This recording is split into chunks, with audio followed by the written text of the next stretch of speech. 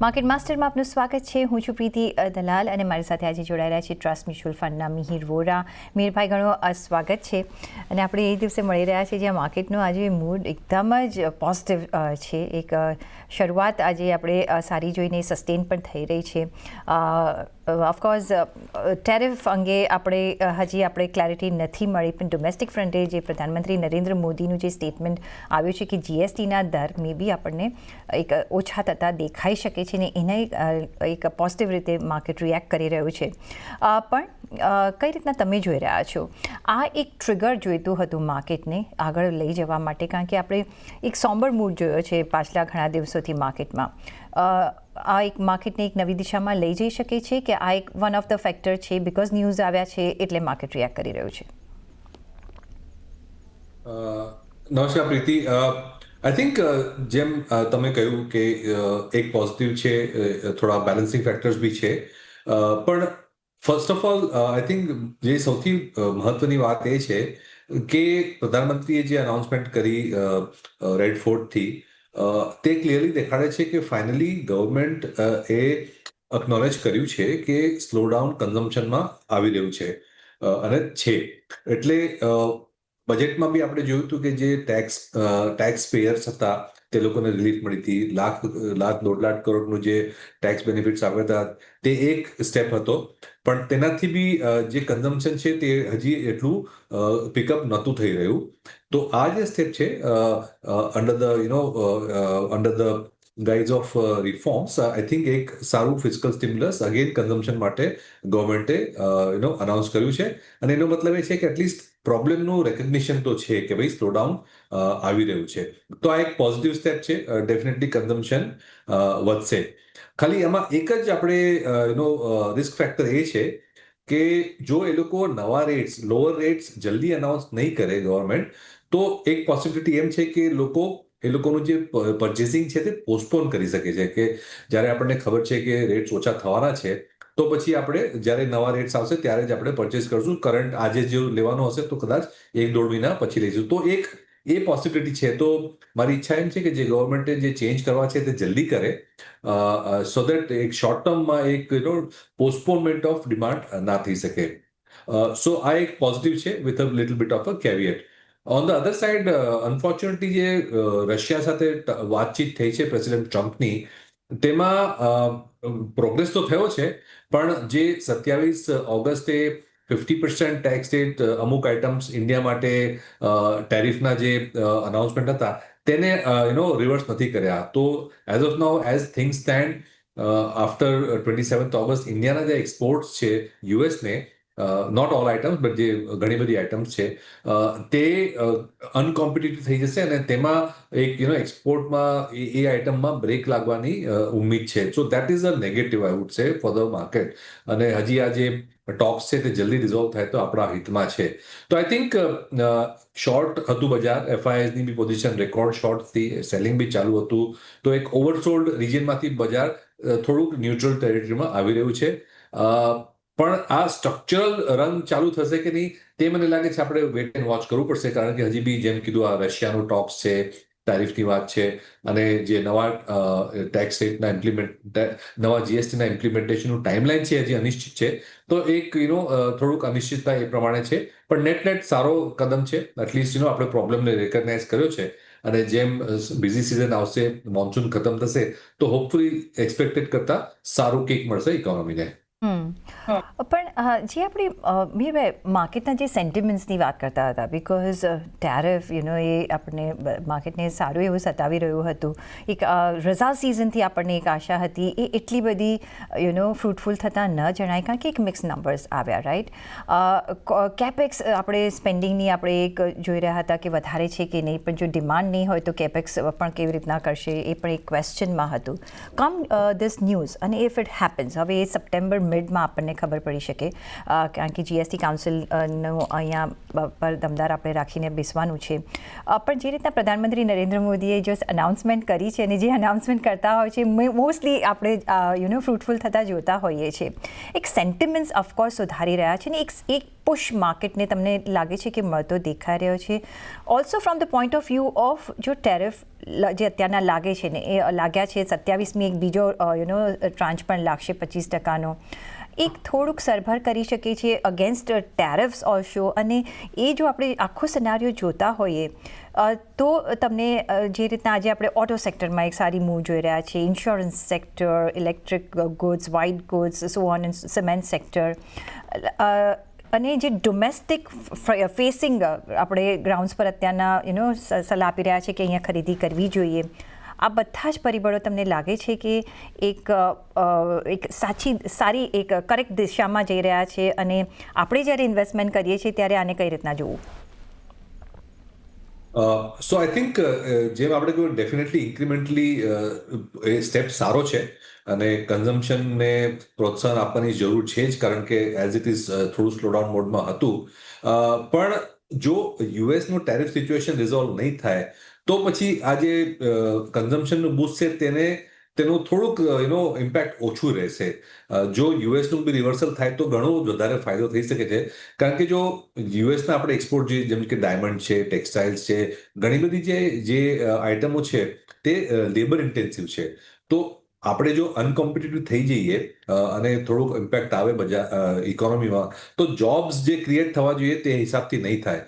તો એક સાઈડ પર કન્ઝમ્પશનને બૂસ્ટ મળ્યું છે, પણ બીજી સાઈડ પર જો આ ટેરિફ રિવર્સ નહીં થાય તો આપણે જોબ લોસીસના ઇશ્યુને લીધે થોડુંક જે એનું ઇમ્પેક્ટ છે તે ઓછું રહેશે. બંને સાથે થાય તો બેટર છે. એબ્સોલ્યુટલી, બંને સાથે થાય તો બેટર છે definitely.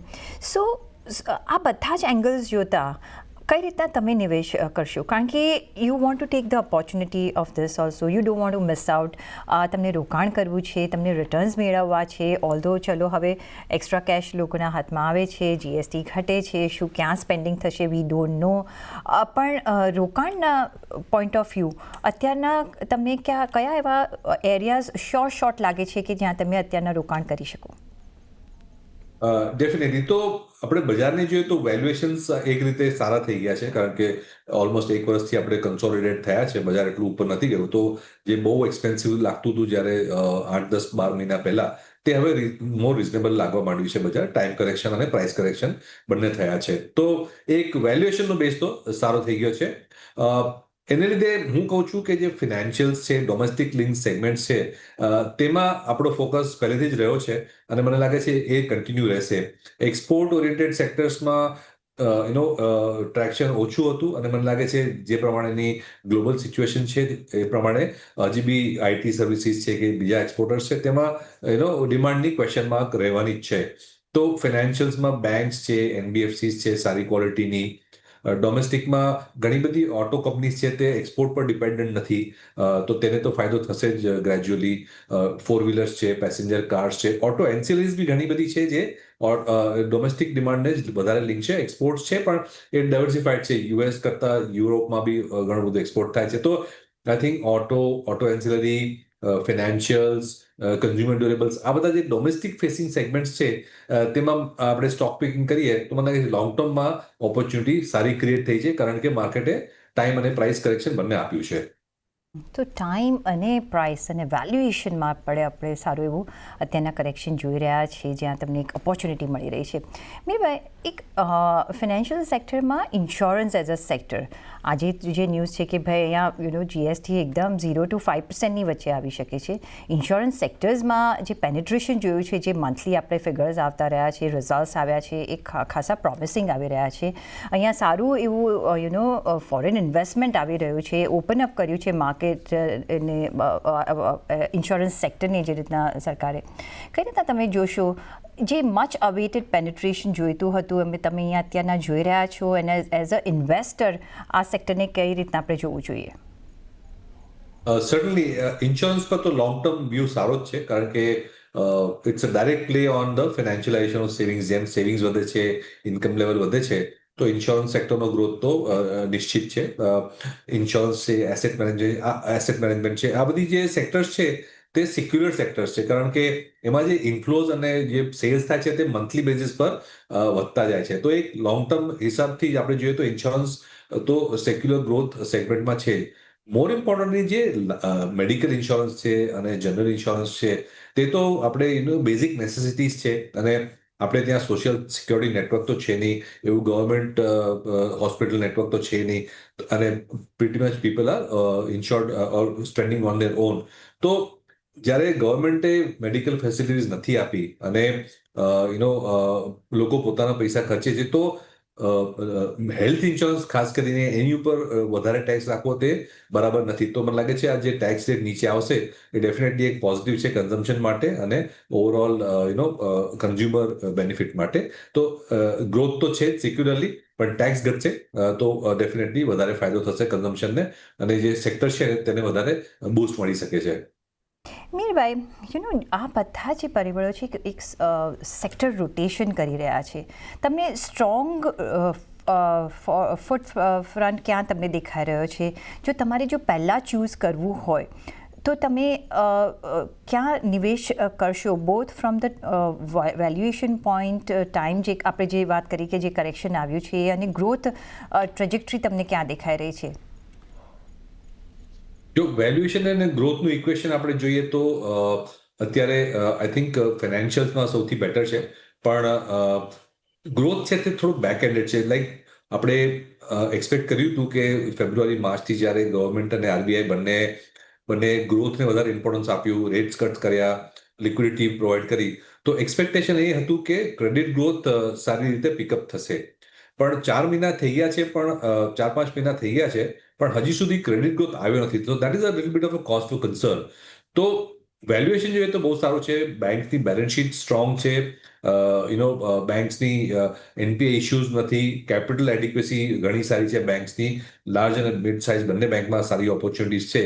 I think it's only a question of time. તો આપણે જો લોંગ ટર્મનો આપણે વિચાર કરીને લઈએ તો મને લાગે છે ફિનાન્શિયલ્સ બોથ બેંક્સ અને એનબીએફસીઝમાં સારો સ્કોપ છે. The other part of financial જે કેપિટલ માર્કેટને લિંક છે તે મોરઓલેસ સિક્લિકલ હોય છે. જો બજાર ચાલે તો એ બી ચાલે. તો આપણે લાસ્ટ યર જોયું હતું કે આજે કેપિટલ માર્કેટ લિંક પ્લેસ છે, જેમ કે asset management, wealth management, broking, registrar agents, exchanges, તે બહુ સારું આઉટપરફોર્મ કર્યું હતું અને બહુ સારા રિટર્ન્સ આપેલા. પણ પછી જાન્યુઆરીથી લઈને એપ્રિલ મેથી આપણે જોયું કે એ કરેક્શન આપ્યું, કારણ કે બજાર નહોતું ચાલતું. તો આપણે જો એક્સપેક્ટ કરીએ છીએ કે સેકન્ડ હાફમાં ઓફ ધ યરમાં બજાર પિકઅપ થશે, તો મને લાગે છે કેપિટલ માર્કેટ પ્લેસ બી ફિનાન્શિયલ્સમાં સારું રહેશે.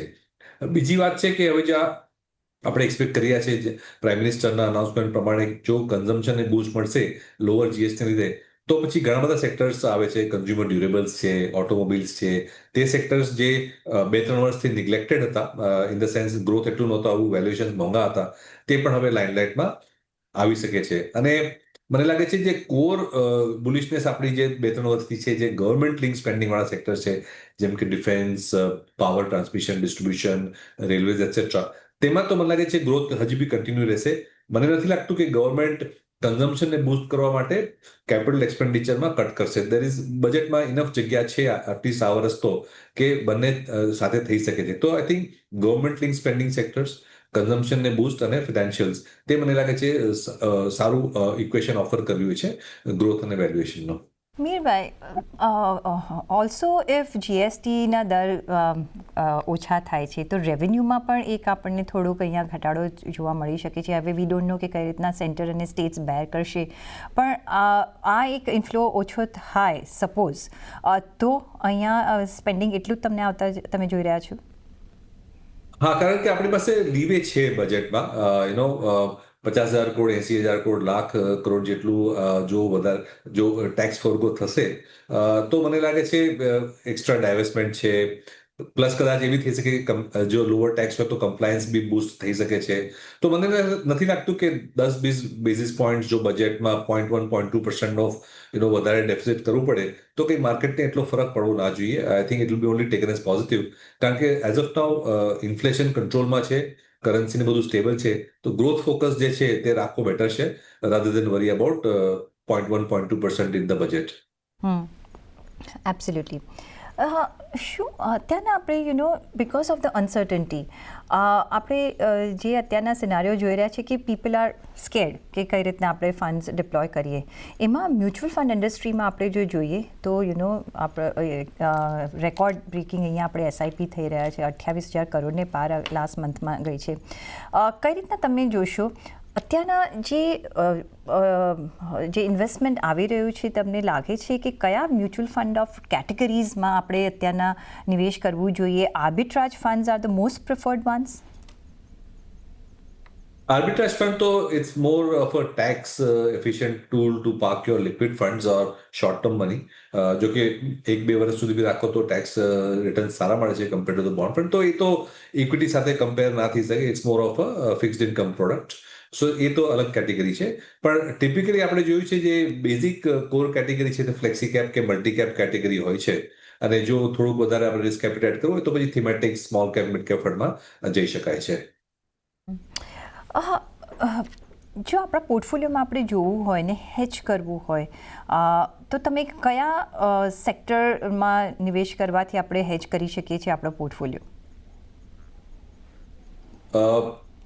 ડિફેન્સિવ સેક્ટરમાં આપણે જોઈએ તો ટિપિકલી એફએમસીજી છે કે આપણે આઈટી સર્વિસીસ છે, તે ગ્રોથ હવે ઓછો છે પણ વોલેટિલિટી બી ઓછી છે. તે સેક્ટર્સમાં જઈ શકાય છે.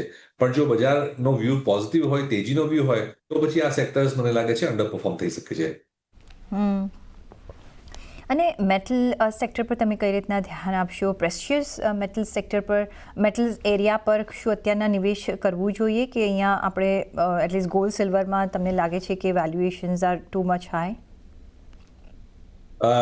ના, મને લાગે છે જે પ્રેશિયસ મેટલ્સ છે, ગોલ્ડ સિલ્વર ખાસ કરીને, તે એક સિક્યુલર રનમાં છે. અને આ તેજી મને લાગે છે કન્ટિન્યુ રહેશે જ્યાં સુધી ડોલરની વીકનેસ રહેશે. અને ડોલરની વીકનેસ રહેવાનો ચાન્સ સારો ઘણો વધારે છે, કારણ કે જે પ્રમાણે યુએસનું ડેટ વધ્યું છે અને એક્સપેક્ટેશન છે કે ઓર વધશે, તો એ લોકો પાસે ઓર કોઈ સોલ્યુશન નથી, પણ મની પ્રિન્ટિંગ ડાયરેક્ટલી કે ઇનડાયરેક્ટલી કરતા રહેવું પડશે. તો જ્યારે મની પ્રિન્ટિંગનો માહોલ હોય છે તો ઇન્ફ્લેશન વધે છે, લિક્વિડિટી વધારે પમ્પિંગ કરવી પડે છે. અને તેમાં આપણે જોયું છે જે આ બધા ઓલ્ટરનેટ એસેટ્સ છે, રિયલ એસ્ટેટ છે કે પછી ગોલ્ડ સિલ્વર છે કે પછી ઇવન ઇમર્જિંગ માર્કેટ છે, તે વધારે અટ્રેક્ટિવ થાય છે અને તેમાં ફંડ આવશે. બિટકોઇન બી એક એ જ ફિનોમિનનો પાર્ટ છે કે જે ડોલર પર જે લોકોનો વિશ્વાસ હતો તે થોડો ઓછો થયો છે, અને કદાચ આ રીતે મની પ્રિન્ટિંગ કરતા રહેશે તો વિશ્વાસ ઓર બી ઓછો થઈ શકે છે. તો આ માહોલમાં મને લાગે છે પ્રેશિયસ મેટલ્સનો જે તેજી છે તે કન્ટિન્યુ રહેશે. અને આપણે જોયું છે કે આરબીઆઈએ હવે બ્રિક્સ દેશોને 100% રૂપી ડિનોમિનેશનમાં પણ હવે આપણે વ્યાપાર કરી શકીએ છીએ. એટલે ડોલરનું જે પ્રાઇમ ઇમ્પોર્ટન્સ છે એ અહીંયા મે બી થોડું આપણે અહીંયા ઘટતું દેખાય છે, પણ તો પણ વી શુડન્ટ ફર્ગેટ કે that is the prime currency. પણ એફઆઈઆઈઝ અને ડીઆઈએસની જ્યારે વાત કરી રહ્યા છે આપણે, FIIs are seeing all the reasons કે કઈ રીતના અમે બહાર નીકળીએ, બિટ્સ એન્ડ પીસીસમાં આવે છે. DIIs are seeing all the reasons why તમે અહીંયા માર્કેટને આપણે સંભાળી રહ્યા છે કે સંભાળી શકીએ છીએ. આ સિનારીઓ તમને લાગે છે કે ડીઆઈઆઈઝ હજી પણ આગળ જતાં મેન્ટેન કરી શકે છે? ડીઆઈઆઈઝનું જે ફ્લો છે તે હવે લંપી નથી રહ્યો, કે એચએનઆઈઝ પર ડિપેન્ડન્ટ નથી રહ્યો. ડીઆઈએસમાં આપણે મ્યુચ્યુઅલ ફંડ આવી જાય, ઇન્સ્યોરન્સ કંપનીઝ આવી જાય, એનપીએસ અને ઈપીએફ આવી જાય, ફેમિલી ઓફિસીસ બી આવી જાય ટુ સમ એક્સટેન્ટ. તો જે ડોમેસ્ટિક ફ્લોઝ છે તે હવે ઘણા જ રેગ્યુલર અને વાઇડ સ્પ્રેડ થઈ ગયા છે. આપણે એસઆઈપી જોઈએ તો 28,000 કરોડની એસઆઈપી આવે છે મહિનાની. ઇન્સ્યોરન્સના ફ્લો બી રેગ્યુલર મંથલી આવે. ઈપીએફ, એનપીએસ બધી જે ફ્લોઝ છે તે બેઝિકલી સેલરીમાંથી સીધું જ એલોકેશન થાય છે. તો આ જે ફ્લોઝ હવે છે તે હું કહું છું પ્રેડિક્ટેબલ થઈ ગયા છે. અને જેમ જેમ ઇન્કમ લેવલ અને ફોર્મલ ઇકોનોમી વધતી રહેશે તો આ ફ્લોઝ તો મને લાગે છે સિક્યુલરલી વધતા જ રહેશે. આપણે અમેરિકામાં જોયું હતું 70s અને 80sમાં જ્યારે 401k પ્લાન્સ ઇન્ટ્રોડ્યુસ થયા અને પૈસા આવવા માંડ્યા, તો પછી નેક્સ્ટ 30 વર્ષ માટે પૈસા બજાર ઇક્વિટી માર્કેટ્સમાં આવતા રહ્યા હતા. તો આઈ થિંક એ ફિનોમિનન આપણે એ સ્ટેજ પર છીએ ઇન્ડિયામાં. ઇન્ડિયા 401k મોમેન્ટ આપણે કહીએ તો મને લાગે છે ફ્લોઝ ઘણા સ્ટ્રક્ચરલ થઈ ગયા છે. અને સારી વાત એ છે કે કારણ કે ઇન્ડિયાના ફ્લોઝ આટલા સ્ટ્રક્ચરલ અને રેગ્યુલર થઈ ગયા છે, તો એફઆઈઆઈનું સેલિંગ બી સારી રીતે એબ્ઝોર્બ થઈ શકે છે. અને આપણે જોયું કે છેલ્લા 6 મહિનાથી બી એફઆઈઆઈનું સેલિંગ છે તો પણ બજારને એટલો ઇમ્પેક્ટ નથી આવ્યો. એબ્સોલ્યુટલી. તો યસ, આપણા માર્કેટ મજબૂત રહ્યા છે ને રહેશે બી ખરા, thanks to government reforms, thanks to DIIs અને રિટેલ ઇન્વેસ્ટર્સનો ઇન્ટરેસ્ટ, અને અહીંયા આપણે એક પોઝિટિવ અત્યારના સ્ટ્રક્ચર બનતા જોઈ રહ્યા છે, એટલીસ્ટ ફોર નાઉ. પણ મેહરભાઈ, ઘણો આભાર તમારો અમારી સાથે આજે જોડાવા બદલ અને આપના વેલ્યુબલ વ્યૂઝ અમારી સાથે શેર કરવા બદલ. એ સાથે જ મને પણ આપશો રજા. જોડાયેલા રહેજો CNBC બજાર સાથે. નમસ્કાર.